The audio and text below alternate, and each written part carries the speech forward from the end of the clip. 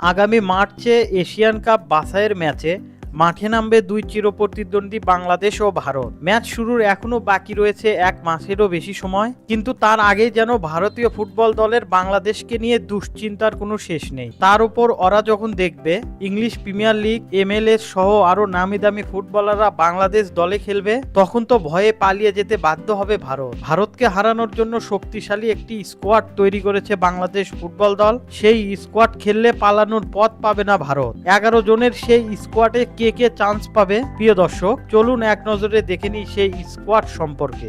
নম্বর 11, ফাহমিদুল ইসলাম। ইতালির ফোর্থ টায়ারের club US লভন্যর মূল দলের হয়ে খেলেছেন ফেনীর ছেলে ফাহমিদুল ইসলাম। প্রথমবারের মতো জাতীয় দলের প্রাথমিক দলের সুযোগ পেয়েছেন ইতালির ফোর্থ টায়ারে খেলা ফাহমিদুল ইসলাম। নম্বর 10, শেখ মোরসালিন। শেখ মোরসালিন বাংলাদেশি একজন পেশাদার তরুণ উদীয়মান ফুটবলার। তিনি বাংলাদেশ প্রিমিয়ার লিগের ক্লাব বসুন্ধরা কিংসের হয়ে একজন মিডফিল্ডার হিসেবে খেলেন। নম্বর 9, মিতুল মার্মা। গোল পোস্টে বাংলাদেশের বর্তমান বিশ্বস্ত হাত Mitul Marma. Mitul Marma Bangladesh premier league club Sheikh Russel ক্রিয়া চক্রের হয়ে একজন গোলরক্ষক হিসাবে খেলেন।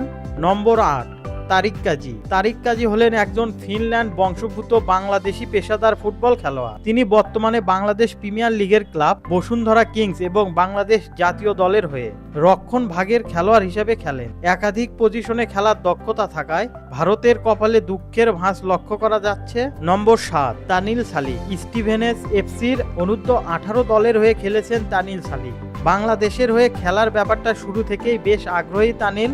ভারতের বিপক্ষে তার খেলার সম্ভাবনা কম, তবে তাকে পেতে চেষ্টা চালাচ্ছে ফেডারেশন। নম্বর 6, ফারহান আলী ওয়াহিদ। ফারহান আলী ওয়াহিদ বাংলাদেশি বংশোদ্ভূত ইংলিশ ফুটবলার।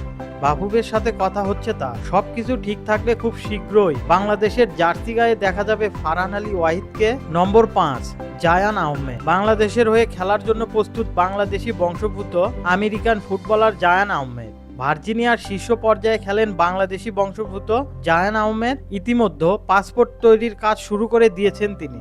নম্বর 4, সলেমান দিয়াবাতে। বাংলাদেশের হয়ে খেলতে চান সলেমান দিয়াবাতে। এশিয়ান কাপের আগেই দলে জায়গা পেতে পারেন তিনি। বাংলাদেশ ফুটবল ফেডারেশন ইতিমধ্যে সব ধরনের প্রস্তুতি শুরু করে দিয়েছে। নম্বর 3, জামাল ভুঁইয়া। বাংলাদেশের ফুটবলে যেন এক টুকরো স্বস্তির পরশ হয়ে এসেছিলেন Jamal Bhuiyan. Bangabandhu gold cup tournament দিয়ে নিজেকে আলাদা করে চিনিয়েছিলেন এই ফুটবলার। জামাল মাঠে থাকলে ম্যাচের পুরো মিডফিল্ড যেন জামালের কন্ট্রোলেই থাকে, আর সেই জন্য জামালকে নিয়ে আলাদাভাবে ভাবতে হচ্ছে ভারতকে।